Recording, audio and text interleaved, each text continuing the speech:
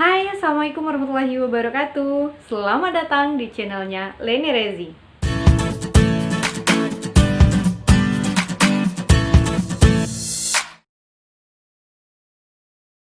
Di video kali ini, Leni akan berbagi cerita mengenai pengalaman teman Leni yang mengikuti SKB Kemenak.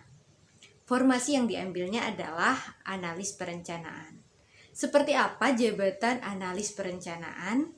Yuk simak cerita Leni, tapi sebelumnya jangan lupa untuk subscribe channel ini, like, dan bagikan konten ini. Seperti yang sudah Leni ceritakan di video-video sebelumnya, SKB Kemenak itu akan melalui 3 tahapan. Yang pertama yaitu adalah psikotes, yang kedua adalah praktik kerja, dan yang ketiga adalah wawancara. Dari 3 tahapan tersebut, ada satu tahapan yang memang beda, karena ini menyangkut pekerjaan yang akan kita ambil, yaitu adalah praktik kerja.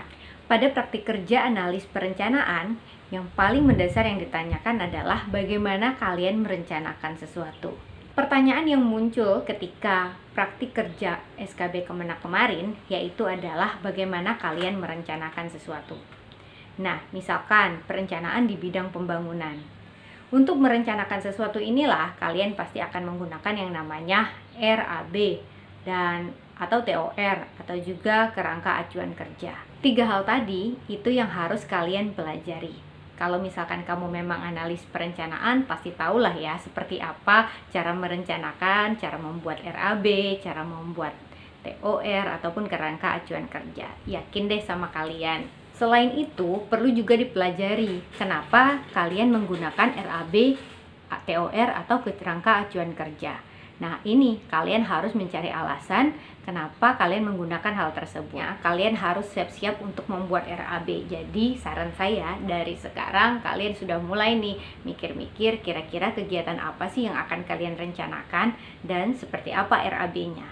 Menurut teman Leni yang Leni wawancarai, kalian harus membaca Keputusan Menteri Pemberdayaan Aparatur Negara Nomor 16 Tahun 2001 tentang Jabatan Fungsional Perencanaan dan Angka Kreditnya. Nah, ini menjadi landasan kalian nanti untuk sekalian baca-baca mengenai analis perencanaan. Hal lain yang ditanyakan adalah juga kemampuan dalam bahasa Inggris.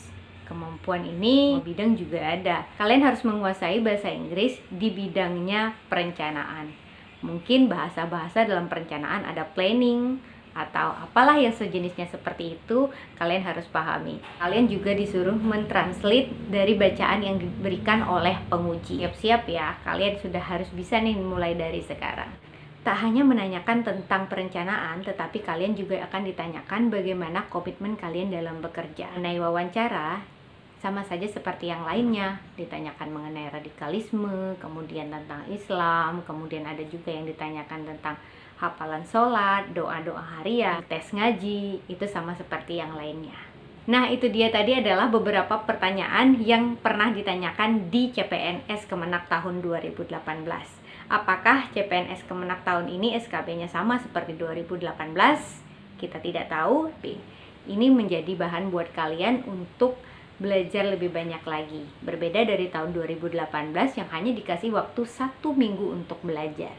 Jadi buat kalian yang mau persiapan SKB Kemenak analis perencanaan atau di formasi jabatan yang lainnya, saran saya belajarlah dari sekarang sehingga kalian bisa lulus CPNS. Kalau menurut kalian video ini bermanfaat, jangan lupa untuk bagikan konten ini ke teman kalian yang lainnya.